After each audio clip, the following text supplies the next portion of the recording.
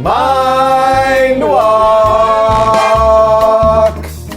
Thanks for joining us on the Mind Walk podcast. I'm Mike. I'm Sean, and this is Barney the Wonder Dog. Barney the Wonder Dog. We're going to go for a walk and talk about some things, and we'd love for you to join us. So subscribe to the Mind Walk podcast on iTunes, Spotify, or YouTube, or where you find all of your pod stuff. Follow us on social media at Mind Walk Pod.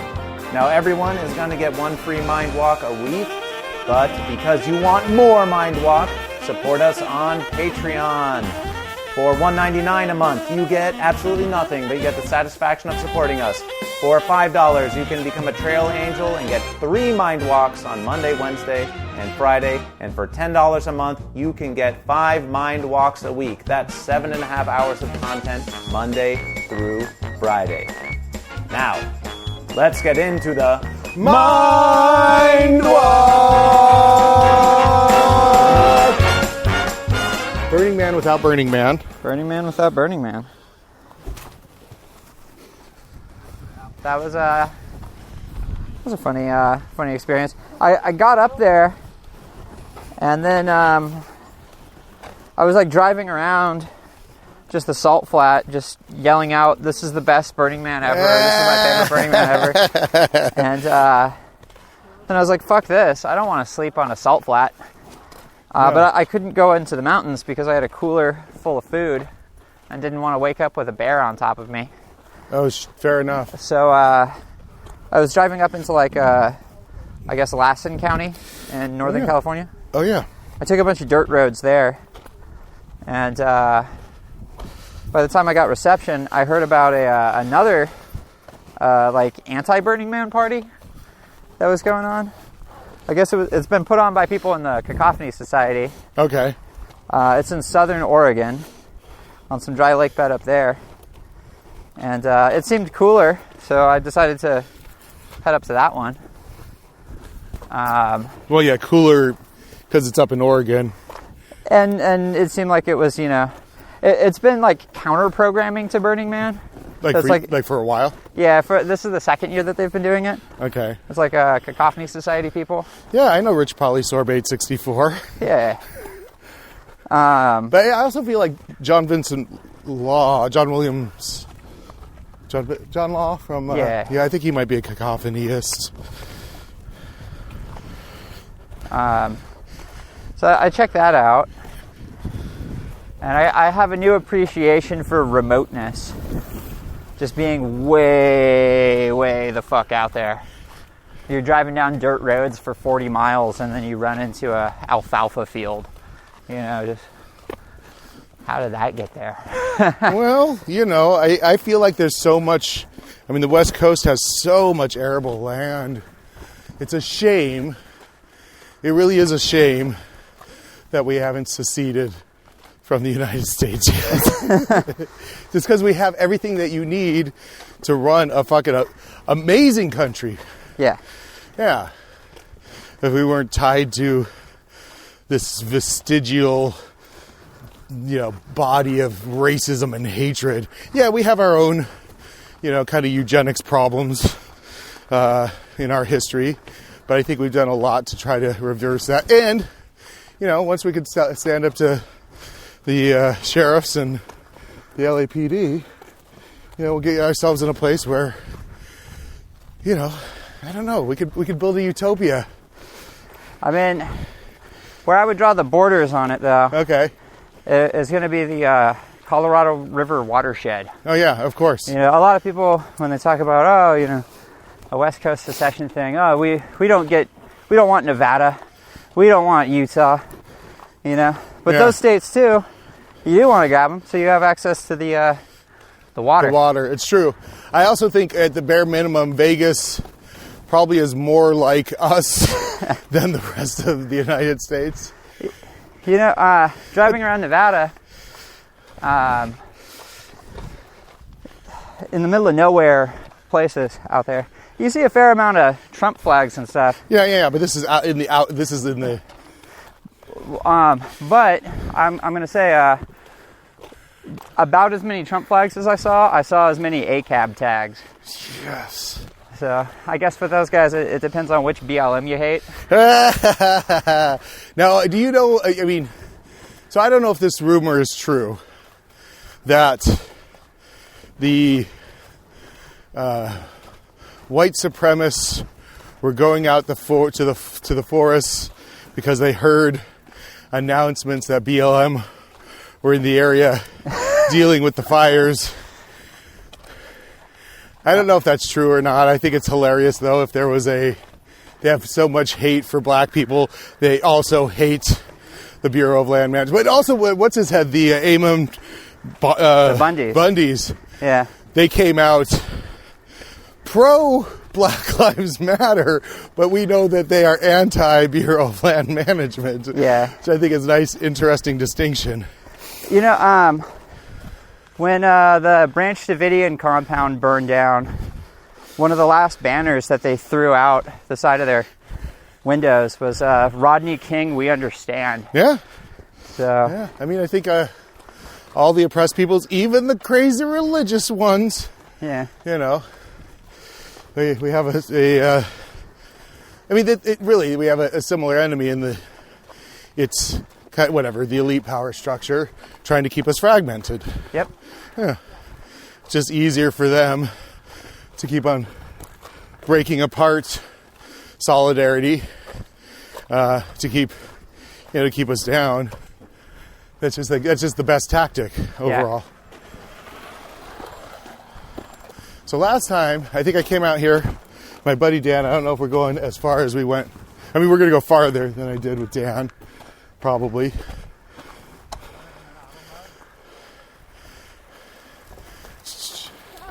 But I rode my motorcycle up this. Huh.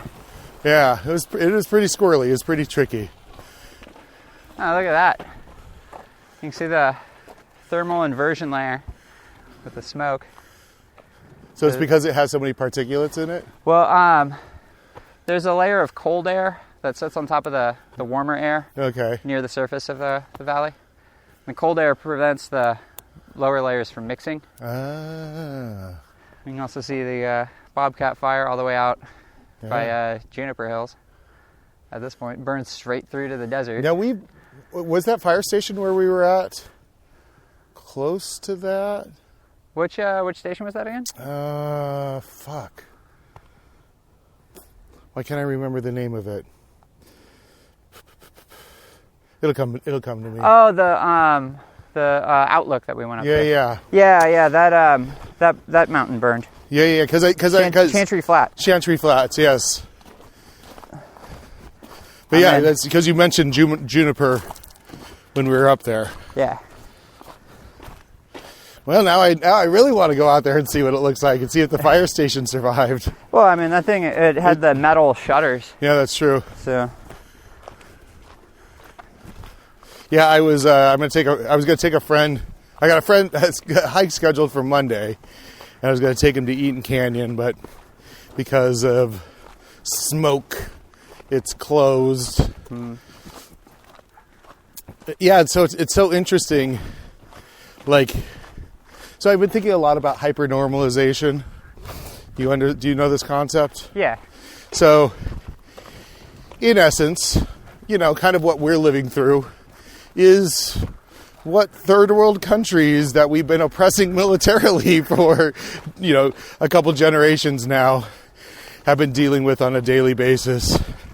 Food rationing, fires, local pandemics.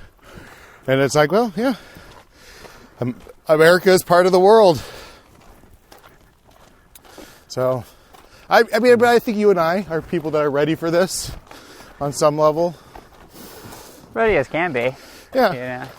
When you have state collapse, you end up with weird cascading failures and unexpected things that pop up. And I think the best thing is to be more mentally prepared for it than having a bunch of cans of beans sitting around. I mean, have some cans of beans sitting around too, but but it really is like not feeling so like, oh, how could this happen to such a great country as us? Oh my pearls. Not just that, but you have these prepper types that just freak the fuck out. Oh, yeah. And panic. Oh yeah. When stuff is collapsing. Yeah. That's gonna kill you more than running out of cans of Goya beans. Cans of soup for my family. Yeah. Well, it's interesting because I think the white supremacists kind of making this their time to move, and like they're taking advantage, whatever, of the delicate state of the state. But I also have been, listening to a lot of programs, NPRs and shit, where they talk about, in any kind of like catastrophe, local, global, disease, fire, whatever, it is usually the larger scale government intervention that causes the most problems. That the reaction tends to be too late and either too little or too much in terms of like security and kind of like trying to enforce law and order in a time where it may not be necessary. Yeah. Yeah, it was UN troops that brought cholera to Haiti after the earthquake there. Hey, come here, bud. Barney, come here. Good boy.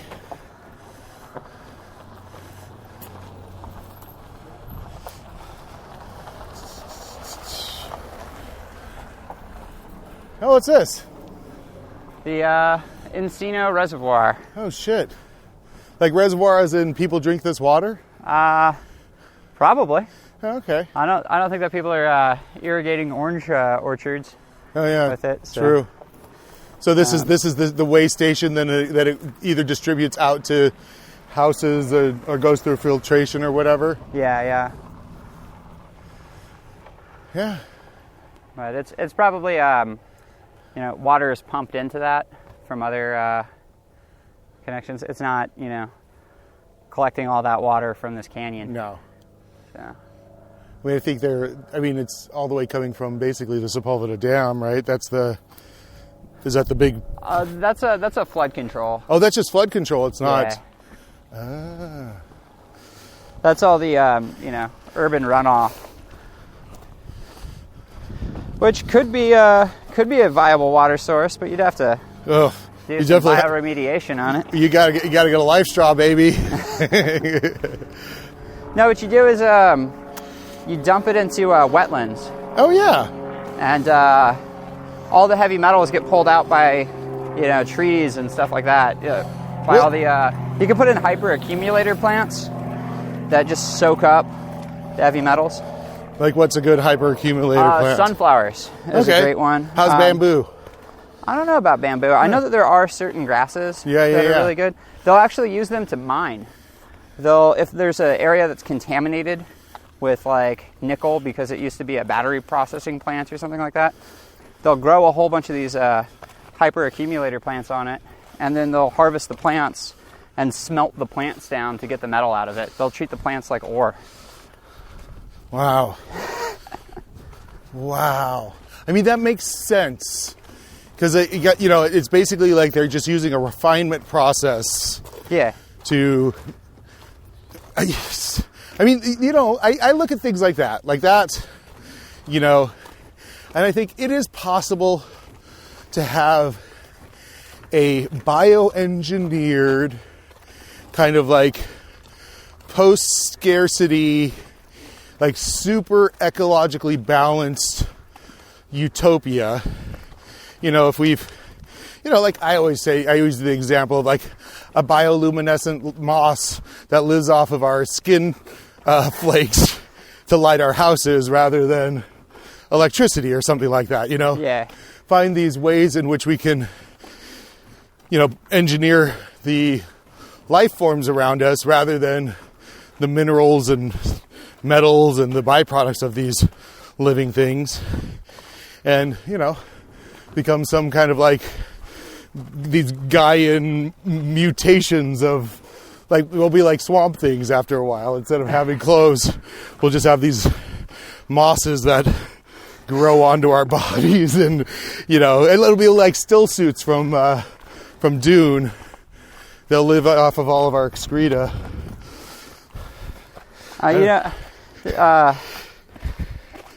Lewis Mumford was talking about using bioluminescence as a lighting source back in the 1930s. Yeah. Before people even had the idea of bioengineering. Good morning. Good morning. So, yeah, I think it's a there's a complex algorithm there. Like, can we reduce our dependence on like these kind of overly bright light sources? People used to live by fucking candlelight, tallow and kerosene, and they were able to write fucking Moby Dick using the whale oil, and that can't be a bright light. I think we have to back away from all the candy in our phones.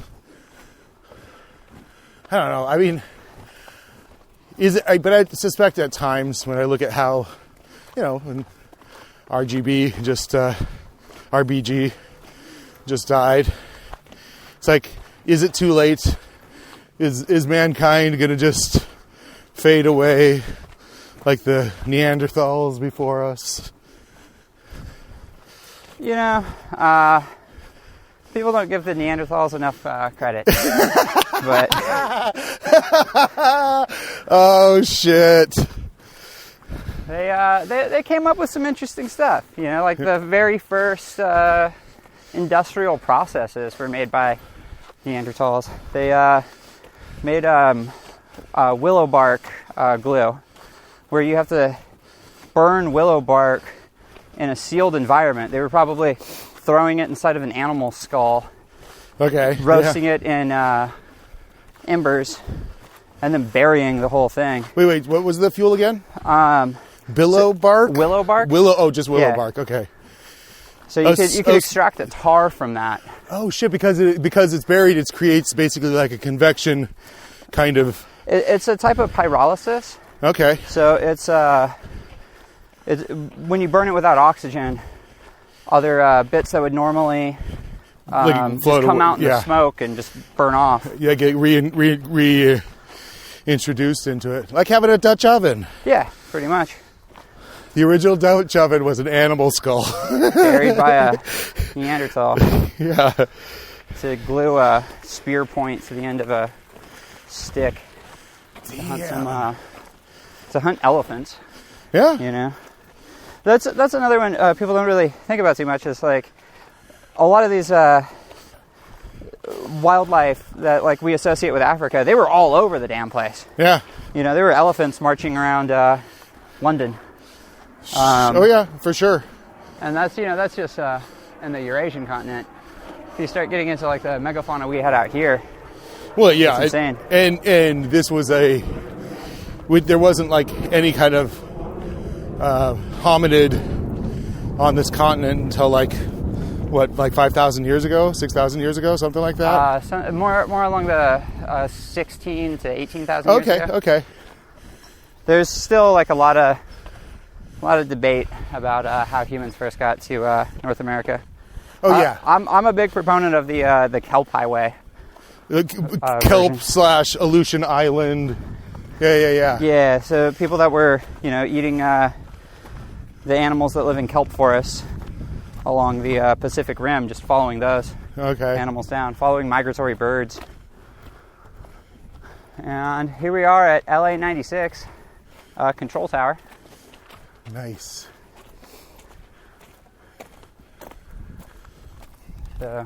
So what happened here? This was one of the Nike missile sites. Now, is it actually pronounced Nike? Yeah, it's actually pronounced Nike. After the god? Goddess of Victory. Goddess, yes. And the plan was around all of the major cities to build all these pretty short-range missiles, so that if Soviet bomber formations flew over, we'd launch nuclear missiles at these expectedly huge bomber formations, and then blow them up outside of the city, so that the Soviet bombers couldn't get over and drop nukes on the cities. So where would so are we talking about over the Pacific Ocean, basically? No, probably more like over Ventura. Okay, well, Ventura's not an important. Yeah, there's no real civilization there. Still, kidding. If you look at what the routes of the Soviet bombers would have actually been, they would have been flying over the North Pole. So they'd be flying over land the whole way. Probably keeping really low, to try to avoid radar. What? It's locked. You used to be able to walk up there. I mean, they're not. They're moderately serious about it. Oh, and there's a park ranger here. Yeah.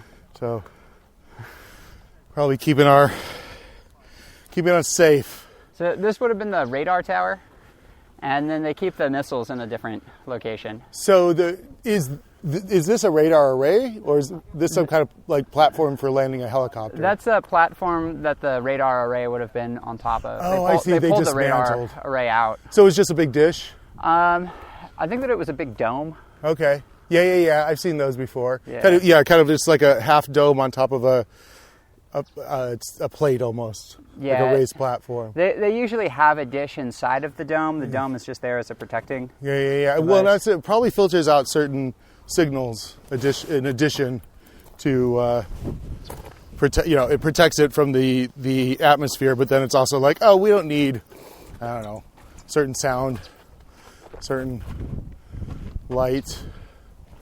So where was the actual missile silo?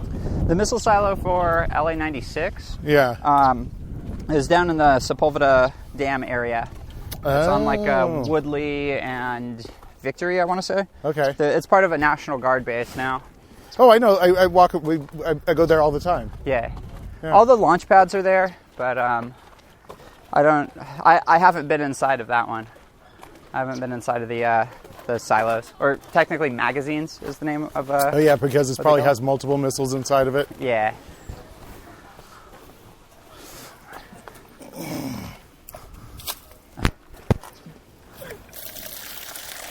Nice.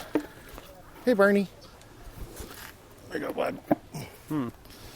Oh, look at this. You don't want that, bud? Don't go in there. There's some wild food. What is this? This is wild roses, and the hips are really good, especially these older ones. Yeah. Dude. Like the actual dried ones? Yeah, that one would be pretty good. The other ones were Or too fresh. a little too fresh. And they grind this up and put this in vitamins, right? Yep. Oh yeah.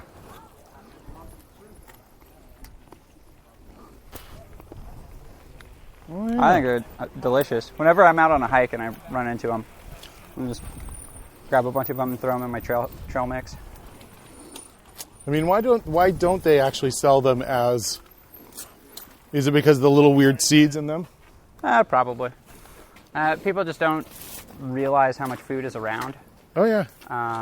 As well. It's not something that's part of our diets anymore to just eat rose hips. So is that closed? Yeah, what's going on over there? Yeah. Come on, bud.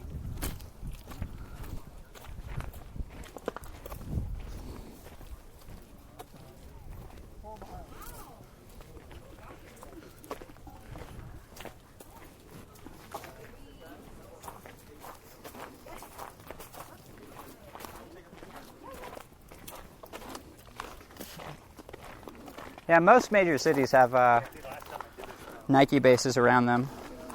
LA does, San Francisco does. I don't think San Diego does. Well, San Diego has their own weapons base. I don't know if they need. Yeah, they might have been too far south. I know that Albuquerque is one of them. that has a couple Nike missile silos. And they're all, whatever, like, decommissioned, right? Yeah. They all got decommissioned back in the 70s. 70s, yeah. I feel like it was definitely probably right around Carter. Well, they just didn't make sense anymore. Yeah. They were designed to stop bombers. They weren't designed to stop, intercontinental like ballistic ICBMs, missiles that have, 5 warheads, and which one's the real warhead? I love the so after a nuclear holocaust, a nuclear winter from ICBMs, it'll give us all icy BMs. I don't know why I love that one so much. The other one I like is ICP gives me ICP. Insane Clown Posse gives me intracranial pressure. And then I also like, if you want to quit anything, you can use CBT you can use CBT with CBT at a CBTL. Cock and ball torture, cognitive behavior therapy at the coffee bean and tea leaf. Dumb jokes. Dumb internet jokes. So, I mean, yes, but now we have just like, thousands of ICBM sites. Saturns, right? The Saturn missiles. Yeah. Yeah. Did you ever play there's a board game called Nuclear War? No, I didn't play that one. Oh yeah. So you could really familiarize yourself with all the various. Whatever this is. Yeah. You can really familiarize yourself with all the various types of missiles and their payloads and their potential for death. It's basically like, I forget which, I think it is the Saturn that can cause 25 million people to die at once. But yeah, you have cards of population and you grow your population and then you threaten the other countries, the other nation states, and that, eventually you launch your missiles and destroy humanity. It's a fun game. Probably it's like a card game. Probably my favorite. I feel like I learned so much about life from playing games, like role-playing games and stuff. Like, D&D taught me everything I needed to know about, encumbrance and medieval weapons and were you ever a tiny bit on the D&D. Yeah. My big board game was I was a Warhammer 40,000 nerd. Oh yeah. So I mean, there's a lot of accoutrements that go along with that. I mean, I lucked out because my brother ended up getting a job at Games Workshop, so he had like a 60% discount or something like that. Wow. That was the only way to be able to play that damn game. Oh, yeah. That was kind of the first one that I could see from a distance being a huge money suck. That and obviously Magic the Gathering. Oh, yeah. Which, nowadays I think kids, or, the people we know from the church and stuff, they've just found a way to not have to collect a bunch of cards and still have fun at it. Yeah. Yeah.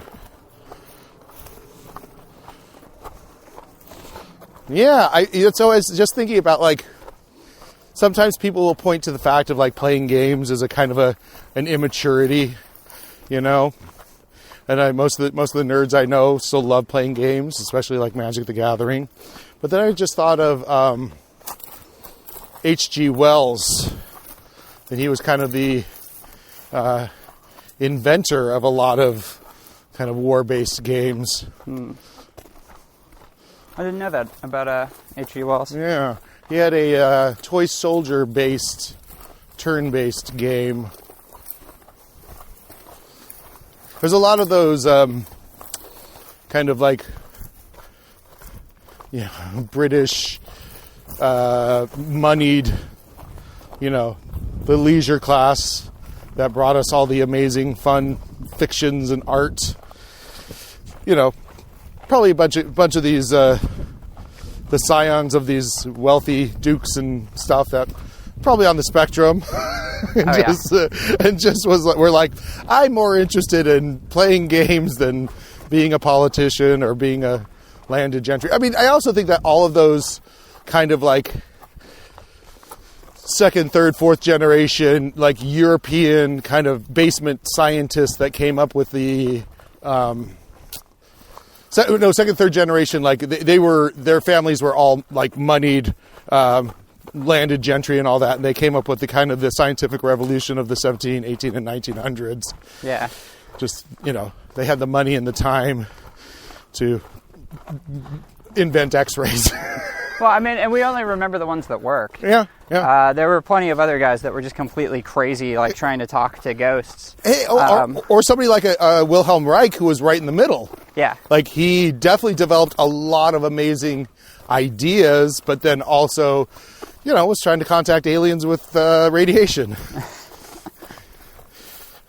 He's such an interesting guy because I think he kind of prophesied a lot of the almost like the QAnon kind of thinking, where you could, if you kind of will your ideas into being, maybe it'll actually come true. Well, I mean, a lot of those 4chaners had gotten into some chaos magic. Oh yeah, that's right. They were getting into tulpas, where you would will together a actual like magical entity, but they were doing it for My Little Pony so they could have sex with them. Yes. And then that's the kind of borderline between the whole My Little Pony kind of like white supremacist. Yeah. Well, shit. There's a crisis in Equestria. I mean, this is. I mean, like, talk about magical thinking. What is a tulpa? Tulpas are a Tibetan Buddhist concept where you can mentally create. It's usually like a teaching aid. You don't want to create a conscious entity because, like, they can fuck up things and wreak havoc on stuff. Yeah. But you'd come up with like a book that can only be read one time in one way, and then you would like physically manifest this mental concept into the real world. Okay, so it is really like right along all those like kind of like almost like Alan Moore and Grant Morrison talk about their comic books being these kind of grimoires. That they bring these certain energies or whatever into their lives from basically writing about these things. The energies coming to Grant Morrison talks about a lot. I think this just takes us back up to the talks about how he was like, writing about these redheaded women, and all these redheaded women would show up in his life, so they became these kind of like what did he call it? Oh, a hypersigil. Yeah. Yes. So a tulpa kind of there's a kinship between that idea. Interesting. I'm going to look that up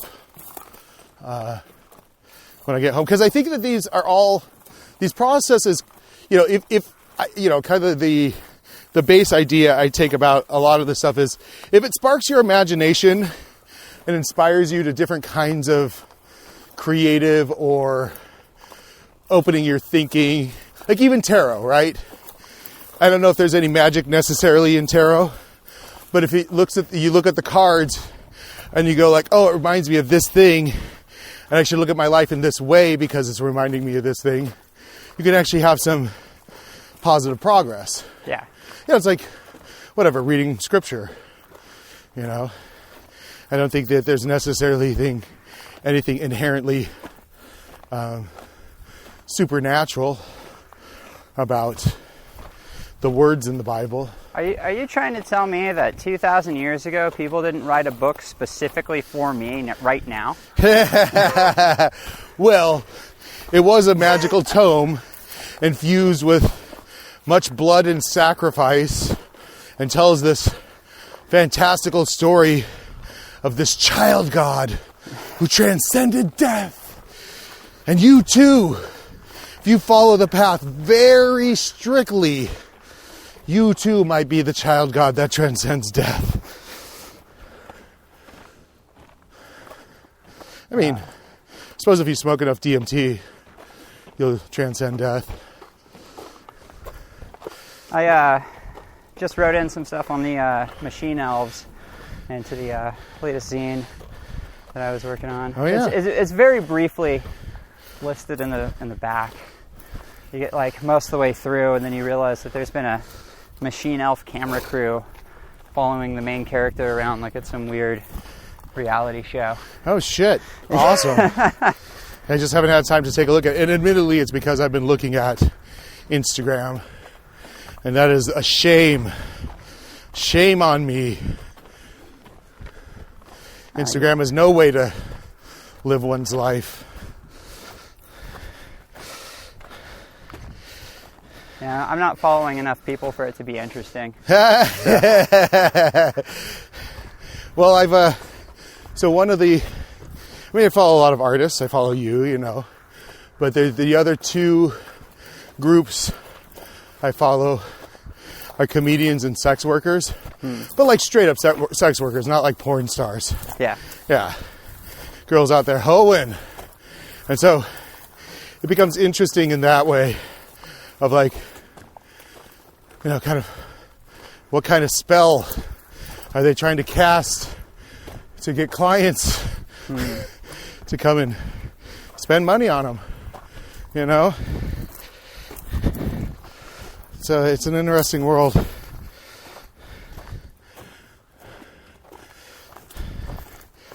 But I was gonna say, who's your favorite person to look at on Instagram? I don't really. Exactly. Yeah, I didn't think you would. I didn't think you wouldn't have much of an opinion. I only recently gotten on that thing. I see most social media as like kind of failing or like falling apart. Yes. I don't really see like a, because if you think back, like everyone was on MySpace back in the day. Yeah. There wasn't, 20 different things that are all competing. Yeah. That like, oh, you're going to have to cross post between this and that. Oh yeah.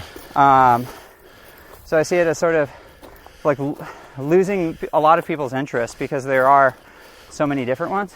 Oh yeah. At least that's my take on it, but I'm not sure. I also think that the algorithm, especially like things like Facebook, and since Instagram is basically Facebook, is designed in a way to make you addicted, fragments the community, and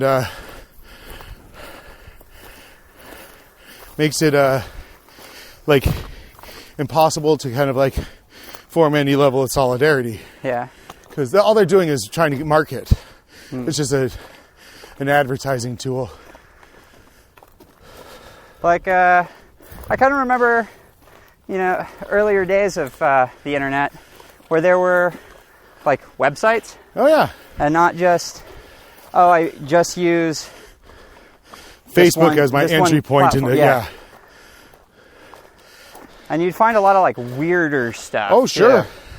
And now it's like, if it's not on the very top page of, Google results, it's basically the dark web. Oh yeah. So. Well, and it's it's definitely just like, whatever, discovering some interesting landscape. You got to take chances. Yep. And these companies there's no risk that they're willing to take. Admittedly, though, Yeah, sure. Yeah. Admittedly, though, I on Netflix I tried the shuffle play feature, and it brought up some Norwegian superhero horror movie or German superhero horror movie, and I was like, oh, this might actually be interesting, but I was too tired to pay attention to it. But it gave me a result that was like kind of outside of the regular garbage that it thinks I'm going to like. And so I was very surprised at the but I'd rather be doing this anyways. Be outside, out in the world, sharing space and time with another human being. These our houses become these like self-imposed prisons. Well, especially during the last couple months. Yeah. It's sort of, in some ways, come to fruition the technological futurist version of what we're going to all be doing. You know, we all sit around in our compartmentalized little zone. But yeah, I do kind of miss the early days of the quarantine, though, where there was like literally no one around going out into the world. Yeah, no, it was. I loved it was like a nice reset button. Yeah. To be like, hey, we don't need all this fucking shit. Learn to live with the littlest you can. Learn to live with the tiniest amount that you can. And it was refreshing. Yeah. Yeah. One of my notes from that time was that LA felt like a national park. Yes. Or, I mean, I was also getting Chernobyl vibes. You know, like this great city, this great modern city had been built for these fucking egotistical god creatures, and then now it's lying in fallow, and the street people are taking over. I mean, that's going to happen anyways because everybody's leaving Los Angeles, you know. Which, I mean, honestly, I'll probably never leave, especially now that it's going to become a post-apocalyptic wasteland. You know, it's like, no matter what, LA is always going to get a lot of, you know, the resources and supplies of the area. And well, like you said, as long as we keep getting water. We've got the port. And we got the port. You know, anything that gets to the rest of the United States comes through LA. Yeah. Oakland is a very small port compared to Los Angeles. Yeah, I think what is it? San Diego is a military port. Yeah. Is Los Angeles like the second or third largest port in the world? It's up there. Yeah. I think it's definitely in the top 5. Yeah. So anything that comes from Asia right now is passing through there. And I feel like we should definitely, you know, kind of form a coalition of the Pacific Rim countries, because we've got more in common with Japan on some levels than we do with Oklahoma. 100%. Yeah. I even say, like, I can definitely understand a British Columbian better than I can a Newfie, somebody from Newfoundland, because they've got West Coast culture, you know? Vancouver is just another fucking surf town, bro. It's like, you know, when I heard of people fucking surfing in Vancouver, I was like, fuck that. That's got to be fucking cold. But they've got the same kind of Pacific swell. Yeah. Up there. That's not going to be that much colder. Yeah, it's true, because because the Pacific Ocean is not that cold. Yeah. Yeah, I was searching. I think it's Victoria is the warmest city in Canada, and it's on the west coast. It's just south of Vancouver.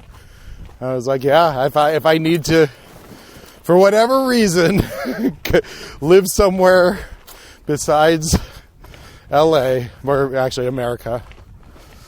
But that's the thing, LA, I think, you know, talk about your Parises and your Berlins, London, yeah. But, and for sure, New York, you know, sorry guys, but but it really is kind of everything that a city-state should be in the modern world. Yeah. Yeah. If we're going to go to, I mean, California definitely should secede, but Los Angeles should be its own fucking, I don't know, what was the main city in Egypt in ancient times? Cheops or whatever? Yeah, I think that sounds right. We could be our own goddamn Cheops. Well, or yeah. You know? Yeah, we could just have one gigantic fucking bakery in the middle of town, giving everybody their daily bread. I mean, we've already got the Babylonian architecture of Hollywood and Highland. Yeah. Oh, Mall. yeah. That's a true. set of intolerance. It's true. Hit the We got side. Do I the hit the side? Citadel Shopping Center. Yeah. I was thinking that. Also, I was thinking of Helm's Bakery, just like as a central bakery. Now it's just a fancy furniture shop.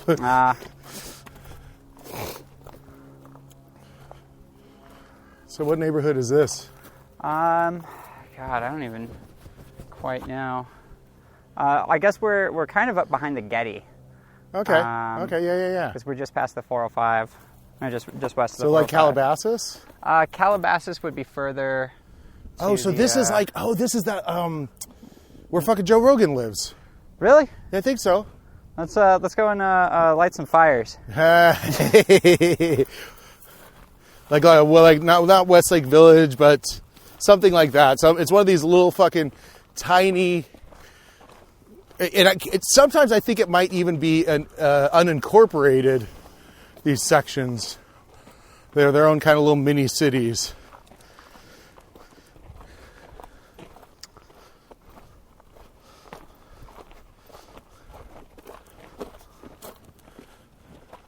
The pylon. Yeah.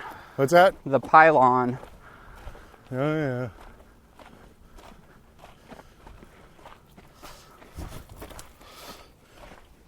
No, but it's really like, kind of all this stuff reminded me, like, the thing I fucking love to do, fucking walking with my dog out in nature. Oh yeah. Yeah. Part of it was for my recovery from my surgery. Part of it was, exhausting Barney, but also like the cure to anything, I would say, on some, even like, is being out in nature. And I think the sunlight kills the fucking COVID. So when the government told us all to go hang out inside, and it's like, oh, I just gave the worst fucking advice. They should have told us to go stand fucking 6 feet away from people outside. Yeah. Be as much outside as you could. But, well, another thing is I don't know if everyone has access to nature. Yeah, but you could just go outside of your apartment. Yeah. Even if there's just a tree on your street, you could stand next to that tree. What's kind of funny is Oh, there it is. Los Angeles, like, having the largest urban park. Griffith Park is huge. Yeah. We have one of the lowest rates of access to parks, because the way that they define that statistic is parks within a certain distance from your house. Oh, yeah. So New York ranks a lot higher because they have a whole bunch of little tiny parks. So like, we've got this one fenced-in area with the statue of some dead dude. That counts as, the same thing as and then the there's a Gabriel radius Mountains. of, whatever around it. That counts the same as, the Condor Sanctuary out in Fillmore, or the Sierras, or any of the other things that we have, like, locally. Yeah. That it's not directly next to your house, but it's still within like an hour's drive, hour and a half. Well, and the great thing, I mean, as I've seen, like, you think of this idea of westward advancement, it's like the government got out here faster to keep land from going to just whoever, because the East Coast is just, whatever, checkerboarded with government and non-government land. And hey, bud, sorry, come here, buddy. He just wants to be in the shade. Yeah, I'll stand over here with you. You too. It's all right, bud. Do you want some water? Here's another native food source. It's not ripe yet, but this is a toyon. Oh, berry. I've seen that word before. Yeah. It forms like a red berry. They kind of taste like mealy apples when they're ripe. They get ripe around Christmas. That's why they call them Christmas berries as well.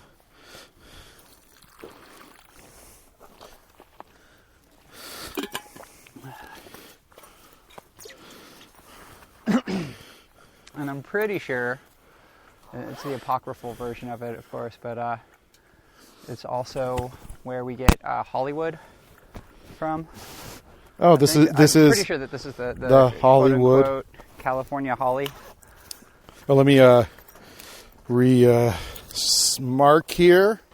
We get a little drift. Mark. 49 minutes. Saying that's out loud to myself because that's where the mark is.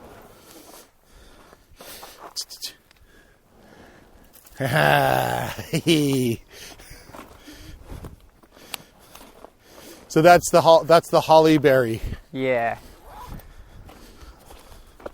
Yeah. Was this any kind of farming land? I mean, obviously Orange County was a lot of orange groves. I mean, once they completed the water project, the aqueduct down from Owens Valley, the San Fernando Valley had a lot of citrus. Oh, yeah. Prior to that, it had just been pretty much like chicken ranches and cattle ranches back from, the mission days. Yeah.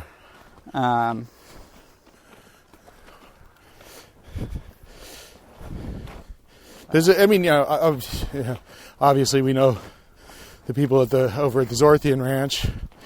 That was some kind of ranch at some point. Zorthian Ranch was a summer camp. Okay. Was like a dude ranch camp kind of thing?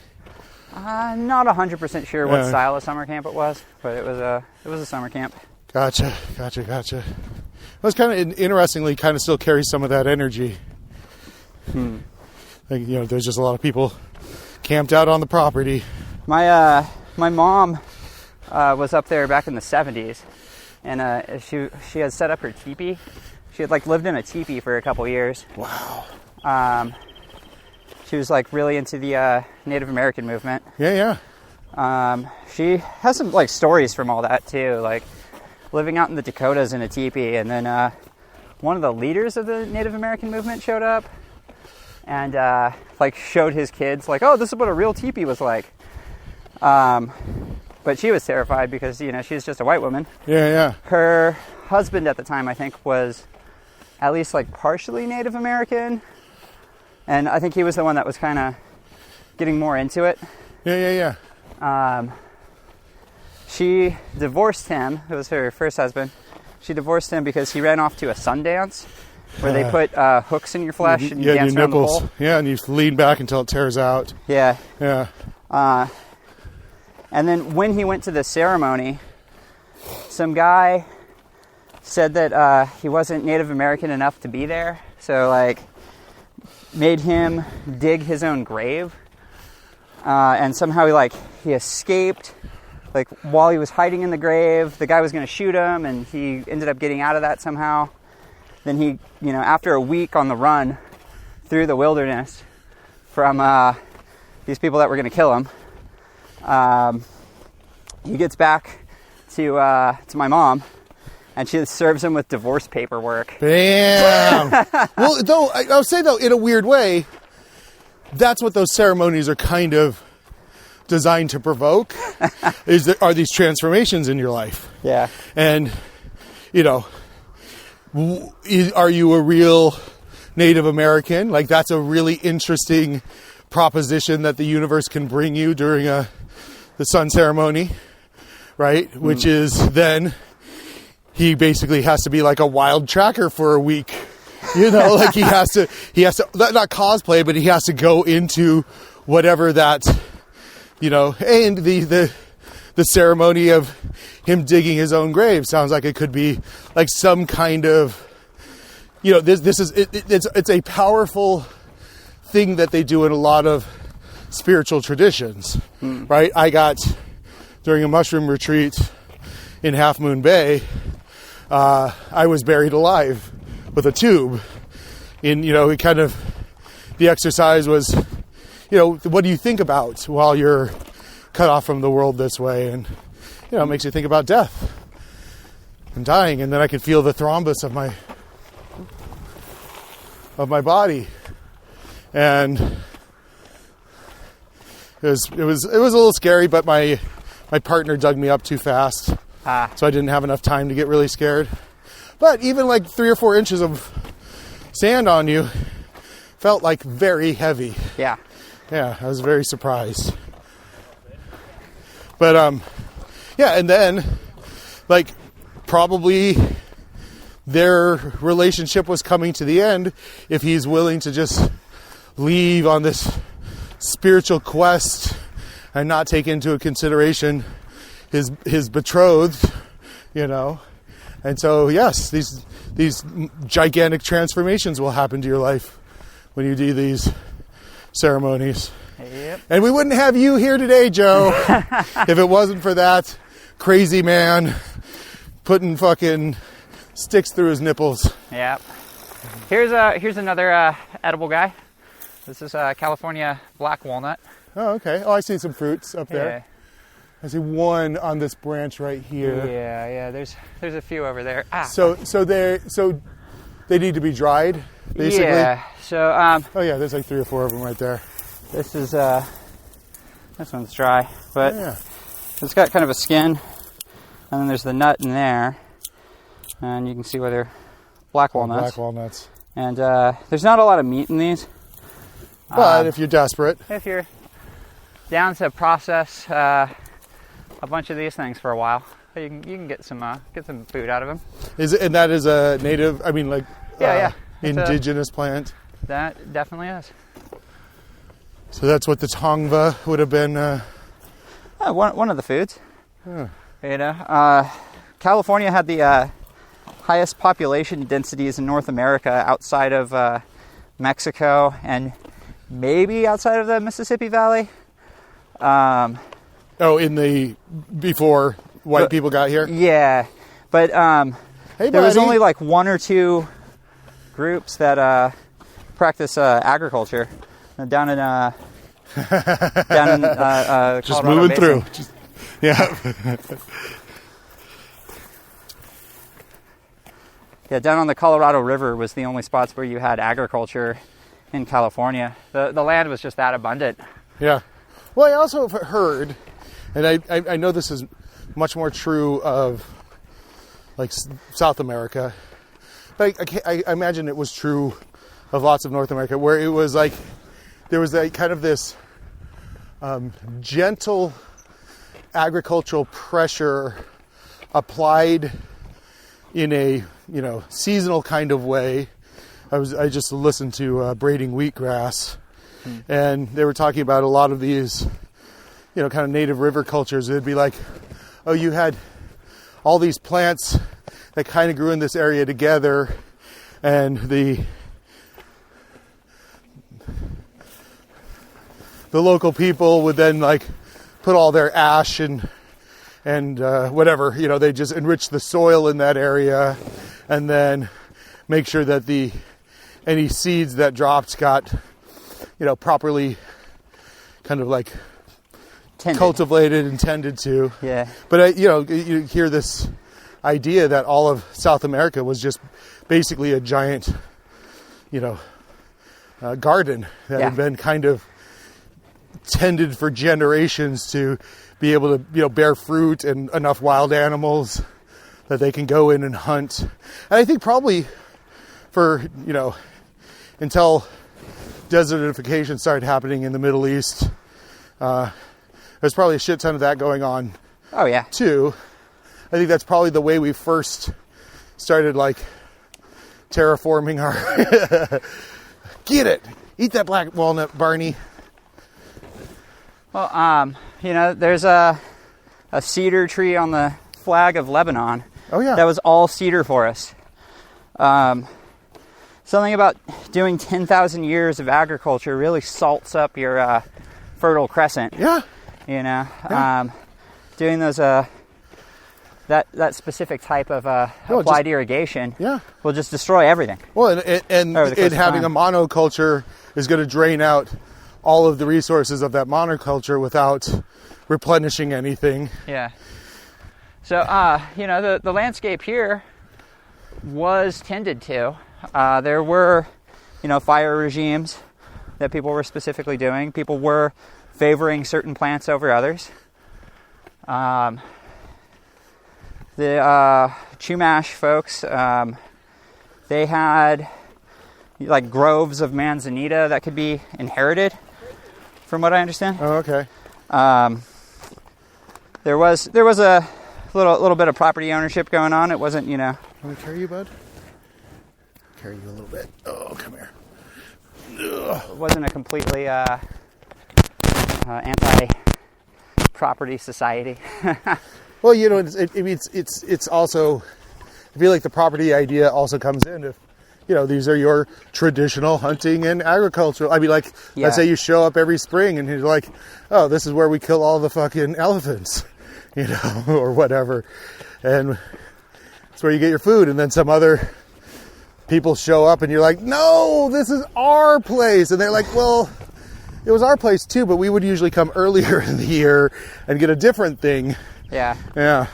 Another one to look at for California is if you look at a map of Native American language families of North America, you see like huge swaths of, Uto-Aztecan or Athabascan just, taking over giant bits of the map. But if you look at California, it's just a bunch of gumdrops of completely different language families all over the place because so many people were migrating here. Yeah. You probably, like the first folks in America came through here. One of the oldest skeletons that they found in North America, they found on Catalina Island. And that would have been like from the these kelp people that came across the Aleutian Islands. Hunting waterfowl. Yeah. Out in Bakersfield, they find these weird U-shaped arrowheads. It's like a double. Yeah. And those are kind of meant for hunting waterfowl specifically. Yeah, that makes sense. Because if you look at like any of the even modern, like they have those underwater bow and arrows. They have like multiple points.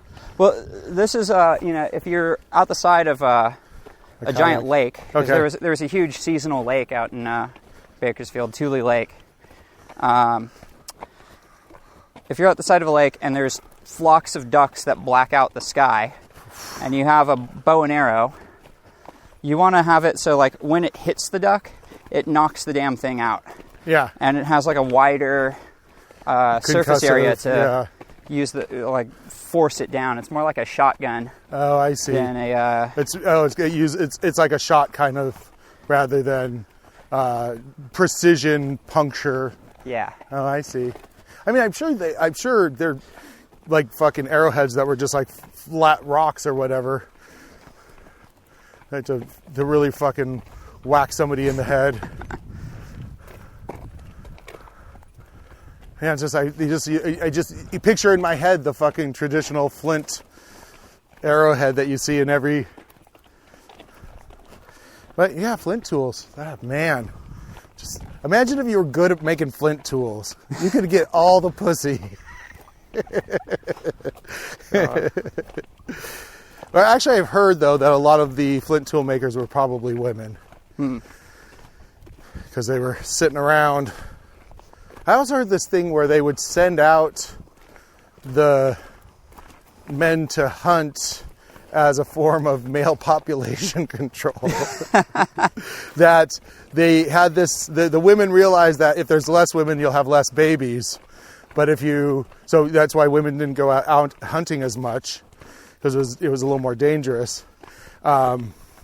But if you had less men, you could still have as many babies. So they developed you go out and get us some meat, guys. You go do that. That makes sense. Yeah. And probably then a lot of the kind of basic tool making innovations were probably, whatever, just chicks hanging out at the homestead. Just chillaxing. But, dudes like to take credit for everything. Also, I mean, look at this. We're just out, just wandering, and it's fucking delightful. Oh, yeah. I don't want to be sitting at home making tools. Get some obsidian flakes in your eye. Yeah. Yeah, I feel like if there is another, we've got some kind of coming, whatever, collapse, but there's 7.5 billion people. Mm-hmm. Humans aren't going anywhere for a long time, and we've developed lots of ways of, it's going to be mostly the people who don't know how to do shit, i.e. the billionaires, that will definitely survive a lot of this, and their entourages. But they don't have any skills, so they won't be able to build anything of value if there's a huge collapse. So it's like, good. You could have sex with your robots for all eternity. But until you get out here and like help everybody else, nobody's going to give a shit about you. I mean, one of the things that I've come to recently is that if we do go extinct as a species, it's because of psychological vulnerabilities, yes. Not because of being failing to adapt to environments or situations. Yeah.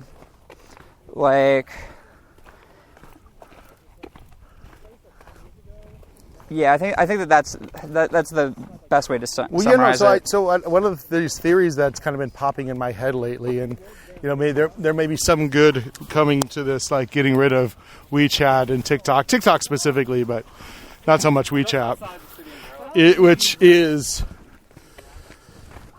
that it's almost like this psychological invasion by the Chinese to infect the youth of America with this learned helplessness, meaning you don't have to know how to do anything to get paid by TikTok.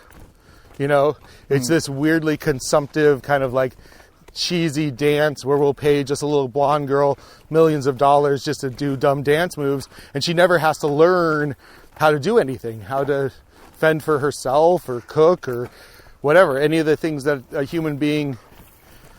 capable human being should know how to do, And then because she's getting millions of dollars for it, she becomes the free chicken that everyone else is like aspiring to be.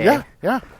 So people put up so much time and energy into making these videos that they could be, yes, it is a very particular skill set for this particular moment, but it's not, like how is being able to do a TikTok dance going to help you? Once there's no electricity, and again, like I don't think that we're going to have any level of that kind of major collapse, just because the kind of the emergent qualities and behaviors of mankind is always going to be like slapping more electricity and fucking energy into things and figuring out another fuel, and like we're just going to keep choking ourselves to death. But we're going to be like, you ever see that movie Millennium?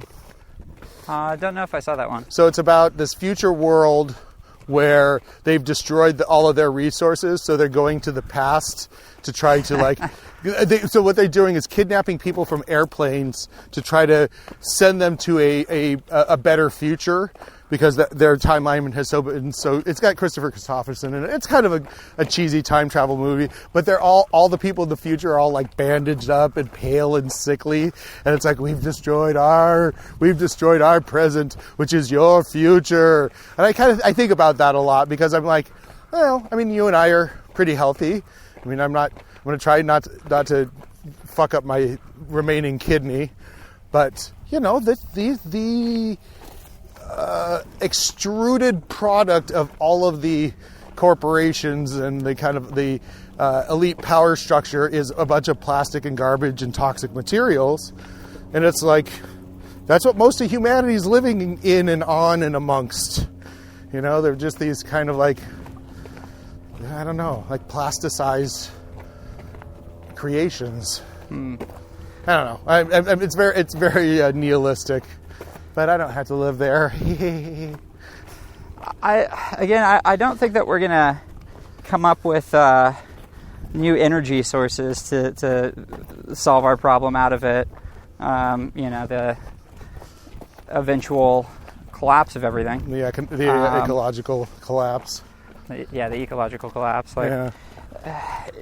You're not gonna restock the ocean with fish. But You know? do you think that there's any place at which, if we were to pull the brakes on a lot of our activities, that, because this is the thing that I noticed, like right away when we were sheltering in place, it's like, oh, I saw so much more living creatures on the hikes that I was going on because it wasn't being, you know, they were emboldened by our absence, you know. So I don't know. I feel like if there was some way to curb some of our behavior, but again, this is the psychological thing you're talking about, right? If we could have the psychological strength to just knuckle down and do whatever it took to remediate the planet. Like One that I came to recently while I was driving around, I drove up to Owens Lake, and I checked out the Cottonwood charcoal kilns. okay, So back in the day, before LA redirected some rivers coming off of the Sierra, Owens Lake was a massive lake. There were huge sort of swamplands around it, areas where there was a lot of sedges and stuff growing. And there were also cottonwood forests. And on the shores of this massive lake, in the cottonwood forest, there were these charcoal kilns. You go out there right now, and there's a few cottonwood trees near the charcoal kilns, but most of them ended up as charcoal. okay. They cut down the whole forest. Wow. But if we were to stop stealing the river yeah. and just let it run its course, it would eventually refill Owens Lake. It would eventually replenish the cottonwood trees. Even if you completely remove the cottonwood trees from right there, all the seeds from cottonwood trees that are still in the Sierra would come down the river. It would come down the river system. It'll just repopulate. Yeah. If you leave it the fuck alone. Yeah. If you stop interfering with nature. Well, it's like picking the scab, right? Yeah.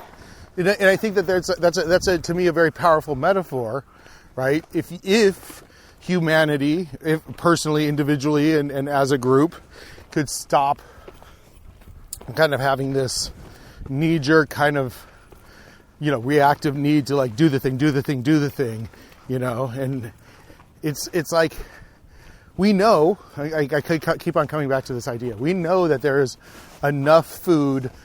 The planet will produce enough food to feed every human being. Yeah. Because it has. It does. It's locked down by, you know, greed and selfishness and, you know, governments and corporations. So yeah, so it's like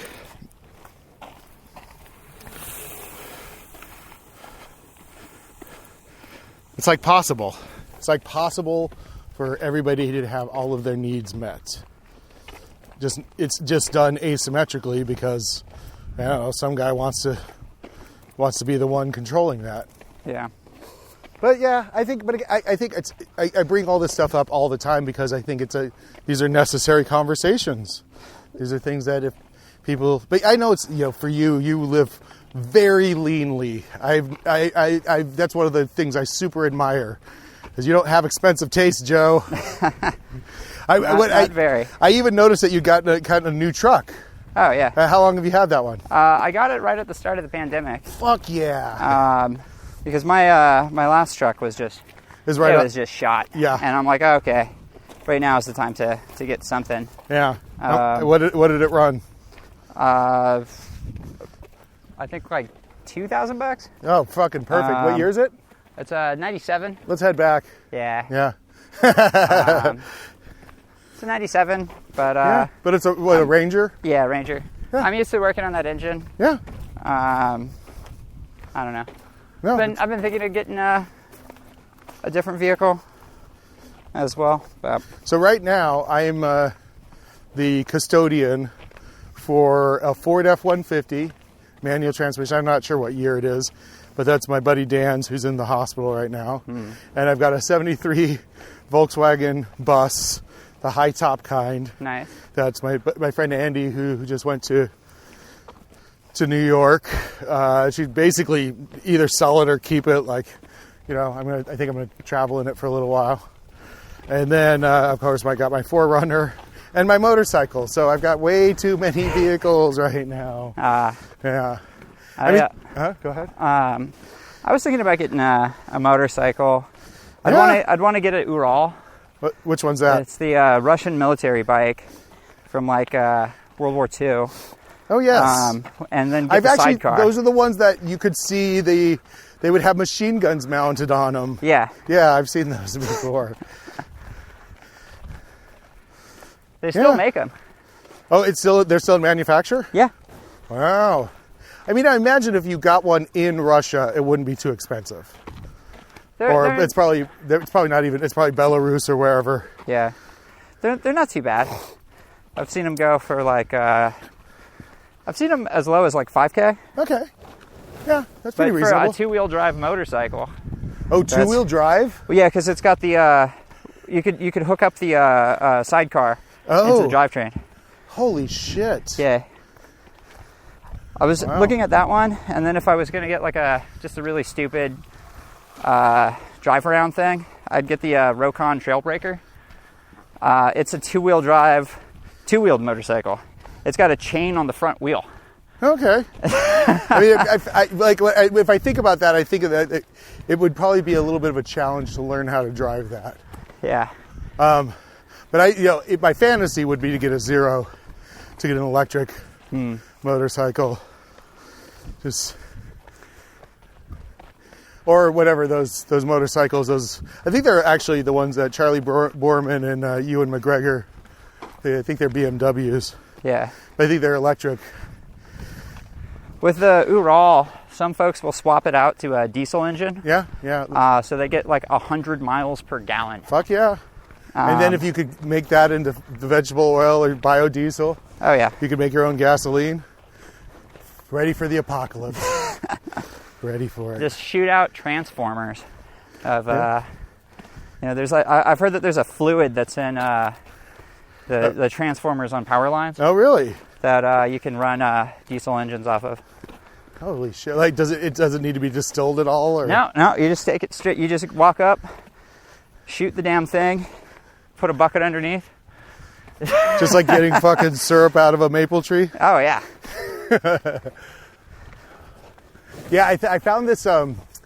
There's this Mitsubishi van from the 90s that it's like there's a lot of these survivalist types, drive around in. I think they're either 4-bangers or 6-bangers, but they convert easily to biodiesel or vegetable oil. And I was like, oh, that's the one. I'm gonna run away from civilization. Am I though gonna cook my own gasoline? Probably not. But get a vegetable oil vehicle. I mean, do those have bad emissions? Not 100% sure. Yeah. Another one that is an interesting technology is fuel gasification. What's that? Where you burn wood without oxygen. You do pyrolysis. Oh, nice. And the smoke that it gives off is also flammable. So instead of converting a diesel engine, you could do it with a gasoline engine. You basically are running it on smoke. Interesting. So you'd have a big bag. Oh, a bag. I was thinking like what they do in like trains. You'd have like, what do they call those? Where you feed all the coal into it. Oh, no.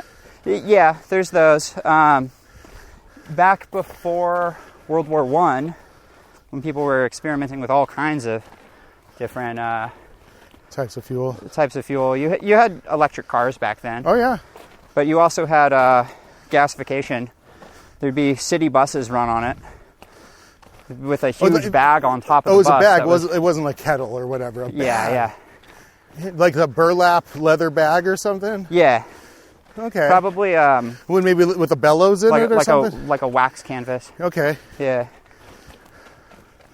Wow, very steampunk. Almost as steampunk as it gets. There's a guy up in the Bay, All Power Labs, I believe they're called. He sells fuel gasification kits. Okay. He calls them the Power Pallet. And it's like a pallet-sized thing that you can throw waste agricultural products in, and then use that to generate electricity to run your farm. Wow. I mean, every house in America should have one of those. Yeah.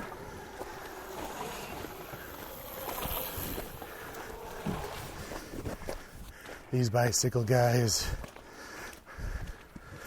they get a thrill out of going fast, but they also get angry if my dog gets in their way.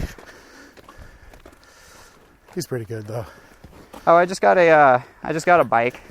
Oh yeah, what'd you get? I got a Copenhagen city bike. Oh yeah. So That thing's so stupid. But it'll. I mean, that's actually one you could put some real miles on too. Oh yeah, it's just overbuilt. It's got never flat tires. The welds on that thing are like as thick as my pinky. They really make those things to stand up to some abuse. And it's in really good shape too. And I think it's funny as hell. It's got like advertisements for Copenhagen all over it. The Copenhagen, the dip? In Denmark, the town. Yeah. Oh, okay. It's got a map just the of, town, not the dip. Yeah, it's got a map of the city. It's like, oh, I'm gonna go to the Little Mermaid house. You know. But I tell you, I mean, it's like I love the idea of just moving, just like going from place to place. And of course, like I think in terms of like, oh, can I turn this walking and talking thing, this walking and talking podcast into some money? Or biking and talking podcast? Is there a way of getting people to sponsor just some guy that wants to wander? Why does everything have to be monetized though? Well, let's say this, because I want to do it. I want and to only do that? Yeah, pretty much. Yeah.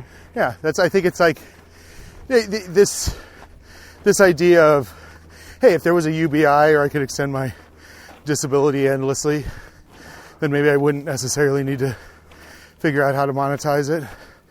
But I mean, I don't want to get a square job. I don't want to work in post-production ever again. Yeah.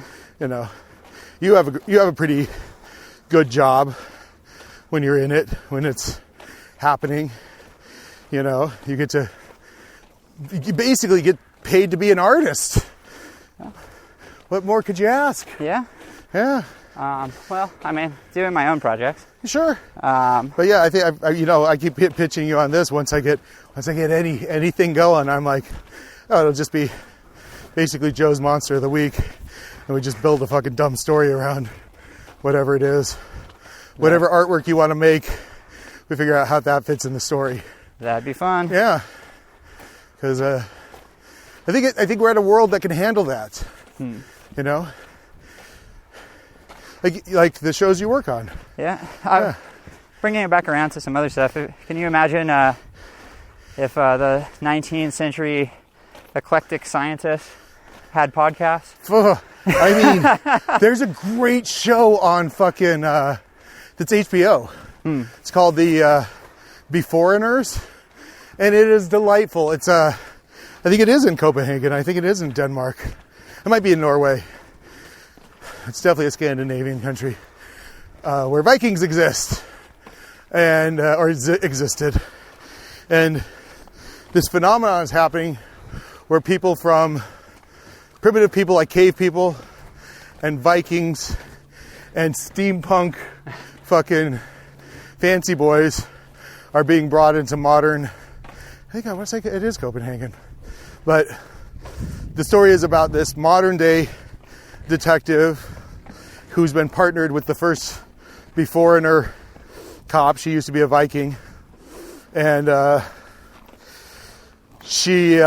solving a crime that's basically people are using like so typically they kind of explode out into the fucking main bay. Maybe it's Amsterdam, but the main bay, and the sex trafficking group has been collecting the people out of there and turning them into sex slaves, so they're trying to solve this crime. But one of the main characters is a 19th century intellectual. And yeah, I think he should start a podcast on this I think it would be delightful, because it's like he talks very like formal, like even it's in translation, but the way they translate it is they're giving him a lot of like pretentious kind of, and he's got a handlebar mustache and he smokes a pipe and he wears like really fancy clothes. So he really is, that's kind of I think they're making fun of hipsters with the character. But yeah, I think it would be amazing. Basically a steampunk podcast. I have this, I'll call it my theory of immortality. So Charles Babbage and the Difference Engine, right? Basically the first computer. And Lovelace, Ava Lovelace, Lord Byron's daughter, wrote the first computer program. So I have a suspicion that there is some kind of technological immortality of some humans that existed during that era. And they're still around, but they're like being fueled by these different kinds of like steampunk, like there's some kind of weird, like Wild Wild West robots, brains in a jar. But that, whatever, this is just a sci-fi novel I'm working on in my brain. But there's like this kind of, these technological immortals that have been around for 150, 200 years. We could give them a podcast. Lord Byron's ghost is running Instagram. Yeah, seriously. I mean, I just love the idea that fucking, gentleman adventurer Lord Byron kind of gave birth to the computer age. The mad genius himself. But yeah, it's all fantasy. But yeah, I think it would even, also in a weird way, Paul F. Tompkins is a steampunk gentleman doing podcasts. What do you listen to? What are your go-to? I've been listening to the Fall of Civilizations podcast. Who's kind of religiously? Who's the? I'm not quite sure who the host of it is, okay. But they look at as the Roman Empire was falling in Britain specifically. Oh, nice! Like how society changed and what it would have been like to live in that society. It's called Lost Civilizations? Fall of Civilizations. Fall of Civilizations, okay. Yeah. It's really good. I'll give it a listen. I mean, it's like researched or whatever. It's like It's like people like went and read something and then they're reporting on it. Yeah. Okay. That one. I've been getting into this YouTube guy. Crime Pays, but Botany Doesn't. And he's real fun. He's a botanist. He's a botanist with like a real thick Chicago accent that just like talks shit about plants. He's like, look at this fucking aster, and then like he'll explain like how you can identify what plant this is, and he'll talk about the ecology of it, and he'll talk shit on people that don't believe in science. Fuck yeah. He's great. Fuck yeah. One of my favorites. I mean, I'm just mostly doing comedy podcasts right now. I can't stop. I just love listening to idiots. That's the best. Let me see. Oh, my very favorite podcast, but it's hard to listen to. This guy was in a band, an Irish band called the Rubber Bandits. Blind Boy Boathouse is his name. They wear Tesco bags on their faces.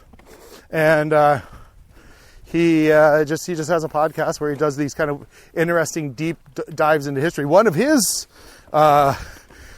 speaking of Lord Byron, one of his hot takes is that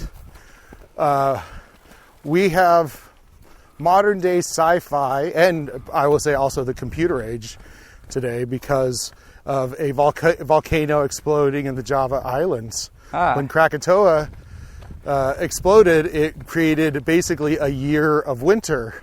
Yeah. And the group, John Polidori and Lord Byron, Percy Shelley and Mary Shelley that invented both Frankenstein and vampires on that trip. Went to Lake Geneva and smoked a bunch of opium and fucked and made sci-fi. And then I would also argue and probably made the computer age. If, Lord Byron's moods brought him to create his daughter, But so he outlined this theory where if they hadn't gone, basically because everybody was so goddamn depressed because it was winter all the time and they were just like, let's get out of fucking town, let's go smoke dope and fucking write ghost stories, and it's an interesting theory. I ascribe to it. Yeah. I think the modern world, is the butterfly wings of the past, brushing up some pollen that created a new flower or whatever, like all these little subtle things of history have brought us to where we are today. What year was Krakatoa again? I want to say like 1860 something.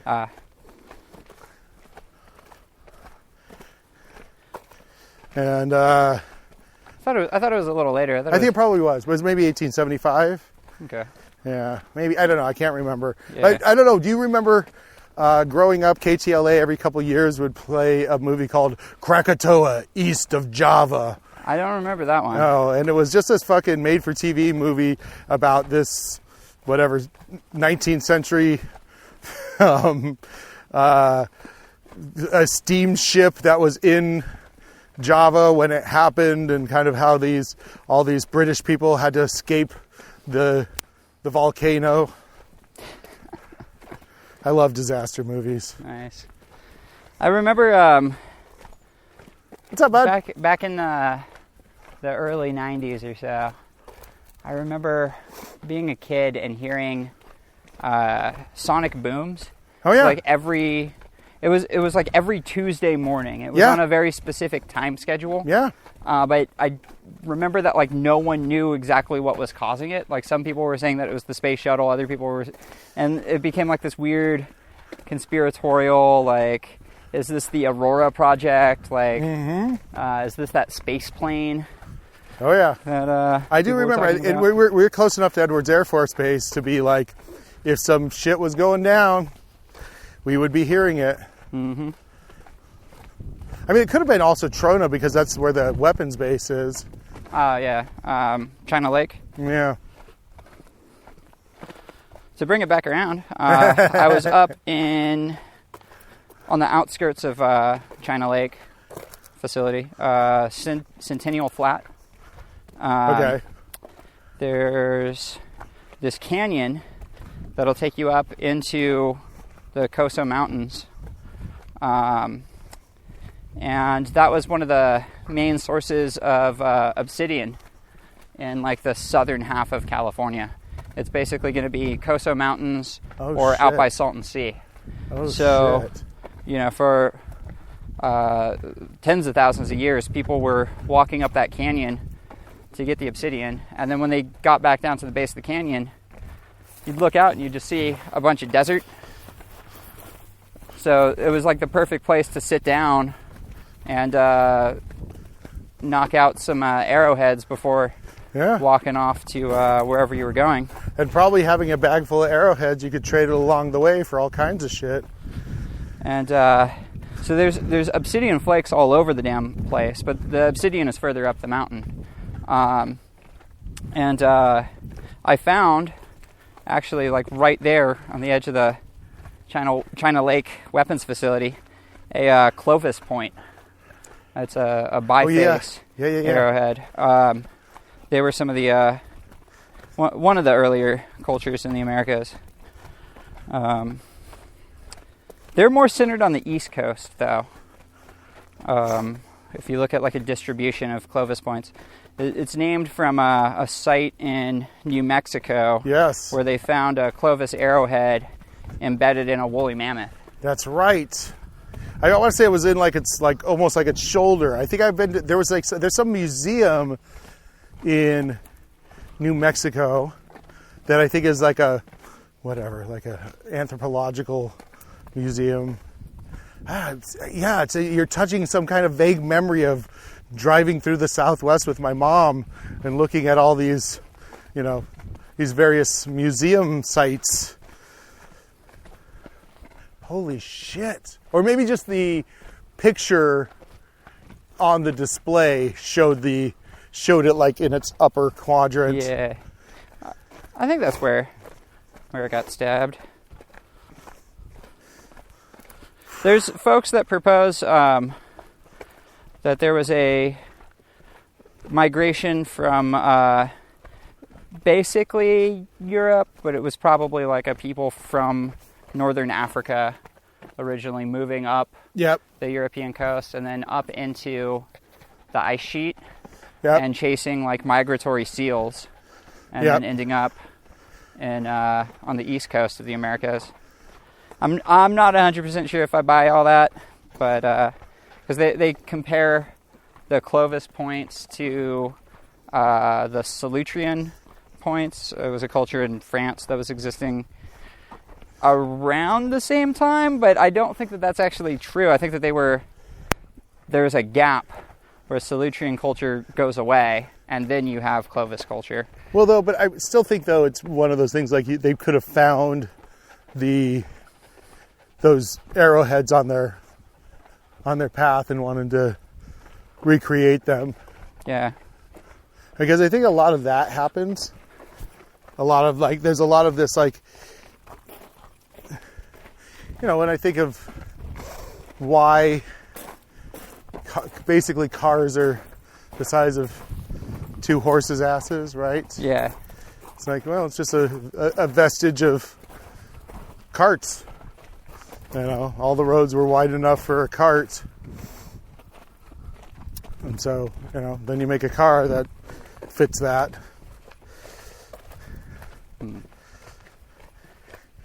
I don't know. But yes, we could never know. I get maybe. It's interesting though. Because at some point you just build and build and build and build and build, and you have all these little advancements and these little things, and then, like, what was I listening to? Oh, I was fucking listening to Joe Rogan, filling my head with bullshit. But he was talking about how the Sphinx could be 12,000 years older than what modern archaeologists think it is, because of some water wear on the stones. And I'm just like, how could we ever know? But I suppose that's what a scientist does. Yeah. And then a lot of the stuff, you end up creating your own story of it. Oh, yeah. Yeah. And like that is what informs what's going on. But that, I don't know if that even makes sense. Because well, no, but you're kludging together kind of other people's ideas and things that you've read, and then making your own kind of assumptive kind of leaps. Yeah. Yeah. But that's all any of us can do. Try to get as informed as possible, and then fill in the blanks with our imagination. Yeah. So wait, Clovis Arrowhead up at China Lake? Yeah. You found one. I found one. And I instantly knew what it was. And then I just buried it. Really? Right after finding it. Man. I'm like, this is part of the land. This is part of the landscape. Like, I'm not the one to take this. We already know that there were Clovis points found at like Owens Lake. Yeah. Right on the other side of the weapons facility. So it's not going to add a huge data point. If I were to go and turn this into an archaeologist, just bury it there. Yeah. You like burying things. You like leaving things hidden for people to find. What do you think? I want to, not that I want to like destroy any mystery around that, but what do you think that impulse is? Because I think there's a lot of that for me too. When I was a child, like secrets and secret passages, and you know, like I don't know. I still have a lot of little hidey holes in my house, you know, where people will never find my secrets. I wonder what that impulse is. I mean, I think sometimes think of it as like, you know, when a cat buries its shit, you know, it's like you don't want a predator to find you. I don't know. What do you think that impulse is about? My personal take on it and why I will do like sort of artistic interventions hide my work in places. Yeah. Is because I want to live in a world where I could find work like that. Yes. Yes. The joy of finding a hidden treasure. Yeah. So if I'm doing it and I hide some work, and then someone finds that work, and then they get that same impulse to do something similar and hide a little tiny art piece or a little tiny, pamphlet or zine somewhere. I want to be the one that finds their hidden work. Yeah. It just fills the world with that much more mystery. Makes it a more enchanting place. Yeah. Oh my God. So true.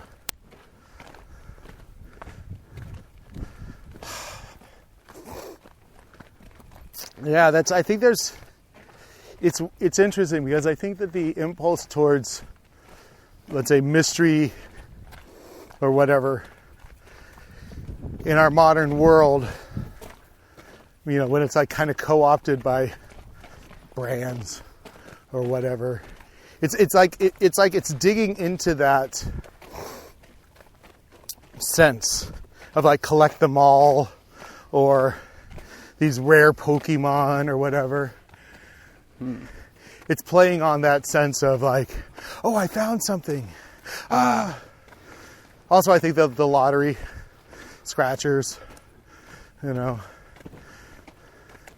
But yeah, do you know who Hakim Bey is? Of course. Yeah, that crazy pedophile. Oh yeah, but he's a kind of an amazing artist too. Yeah.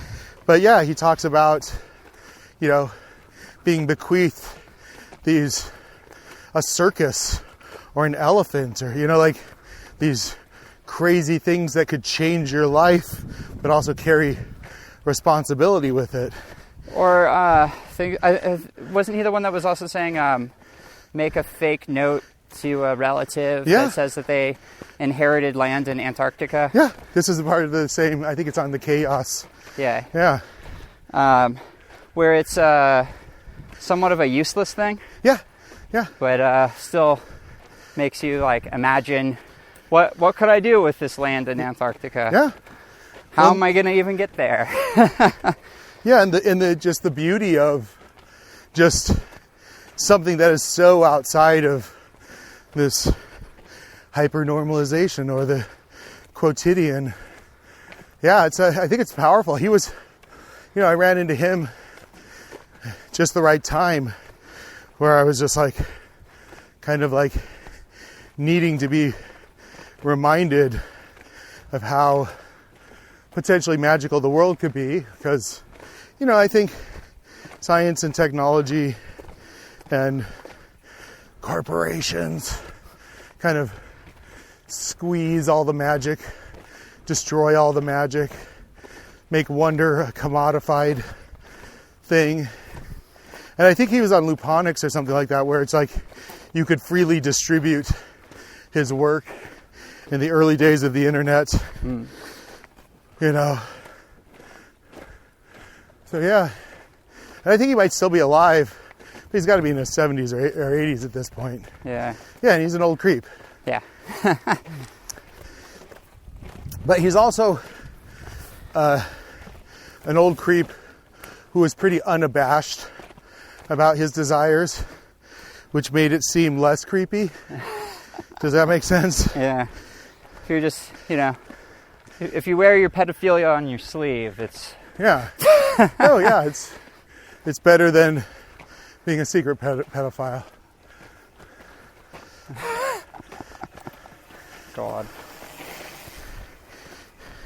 That new, just like cultural obsession with pedophiles. Oh, yeah. Well, Lately. Here's a note that I've kind of just had on the whole QAnon thing. yeah. Is that they'll eventually eat themselves. Sure. Because you make all these like crazy ass false promises about how JFK Jr. is gonna come back on 4th of July and save America from some vampire pedophiles that are interdimensional or whatever. That's obviously not going to happen. Yeah. But you got a whole bunch of people that are like really pissed off expecting something to happen. They're going to carry on that fervor, but they're just going to attack each other. Yeah. Oh, yeah, after for sure. a certain point. For sure. You see that already. Like you see that them throwing people under the bus. Oh, yeah. Lindsey Graham getting thrown under the bus. Yeah. I thought he was going to look into this spying allegation, huh? But No. he's finally going to get to the bottom of it. Nope. They got no fucking spine. I also think that the people that are like, I'd say like, is when Peter Lamborn Wilson, Heckin Bay, or Robert Anson Wilson, or like, being kind of like able to kind of, like when you read the Illuminatus trilogy, you've read that, right? No. Yeah. It becomes a prophylaxis against being a conspiracy theorist. It's like he lays it out there in such an absurd, crazy in the top. But you're in it. You're in it. You think the Nazis are going to come up from the bottom of the Mediterranean and attack Europe during this fucking rave. You think it's going to happen in the novel. And he takes you to that point and he's like, basically like, this shit ain't going to happen. Yeah. But it happens in the novel, but he keeps on winking at you. Ooh, what's that smell? Oh, yeah, that smells nice. Is it the pine? I think it's the pine. Could be the pine, yeah. Yeah.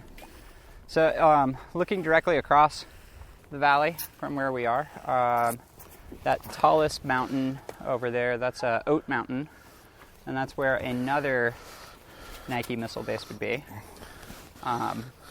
There's a large golf ball looking Doppler radar guy up there. That's near where the control center was. Okay. And then about halfway down the slope is where the launch center was. I don't know if is there still a facility there? There's a facility there. The police use it for training. Oh, is this over at Whitewood? I mean, Wildwood? It's up at the end of DeSoto, I want to say. Oh, okay. Because Burbank has a similar thing, but I don't know but they've got radio stations up there at a police training facility. Oh, I'm sure you could hear those guns in that neighborhood. It's positioned in such a way that you can't. Oh, okay. Because it's higher up, so when the sound echoes out, it comes out as a dome. So it dissipates. Because we could hear them when we're on the Wildwood hike. Yeah, I was hiking up there, and I was climbing up a cliff, and I get up to the cliff at the edge of the missile base, and about 10 feet from the cliff, that's when I heard the first gunshot going off. And I get up to the fence, and there's like a whole like police sniper team like shooting targets. I'm like, oh, well, I guess that's not a good day to go and explore this abandoned missile base. Most of the interesting stuff there burned down or got sealed up. I think that was the Cessna fire that burned most of the Santa Susana Mountains. Yeah. I want to go and hike up in there, though. Do you want to do it next week? Sure. Depending on the weather. Yeah. I mean, I got rain gear. Oh, you mean if it's too hot? If it's too hot, yeah. Yeah, it feels like it's calming down. Feels like it. Yeah. But It's also maybe just like that late September fucking heat wave. Or another one that's pretty cool that's out in Simi Valley is there's a hike to an abandoned steam shovel. Oh, fuck yeah. There was a diatoms mine, and there's like a big steam shovel there. And I think that right near there is a Chumash village. Okay. Down at the base of that. Yeah. But yeah. Yeah, for sure. We should do that. Why don't we go ahead and cut? Yeah. Since we're basically back at the almost 2 hours. You chop these down? Nope. Oh. Thanks for joining us. This has been a pretty amazing mind walk. If you want to go on your own mind walk, that would be awesome. Subscribe to the Mind Walk podcast on iTunes, Spotify, and YouTube. Follow us on social media at MindWalkPod, and support us on Patreon. Yeah, come and be on our Mind Walk Pod Patreon page, and you get all of it for $10 a month. Or just $5 a month if you want 3 episodes, or $1.99 and you get nothing. Mind Walk!